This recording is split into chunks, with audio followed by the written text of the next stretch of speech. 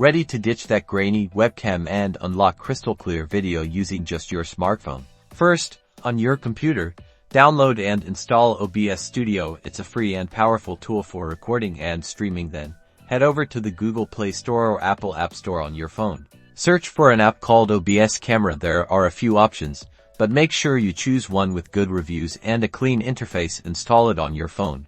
Now, open the OBS Camera app on your phone. You'll likely be prompted to grant a camera and microphone permissions. Allow these so the app can function correctly.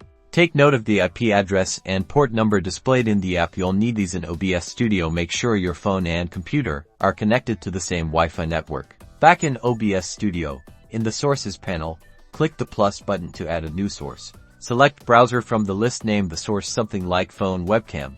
In the Browser Source Properties window, enter the IP address and port number from the OBS Camera app into the URL field. It should look something like HTTP, your _IP _address port _number. Leave the custom CSS box empty. Click OK. You should now see your phone's camera feed in the OBS Studio preview window. You can now adjust the size and position of the phone webcam source just like any other source in OBS, and that's it. You're now streaming or recording with a significantly improved webcam.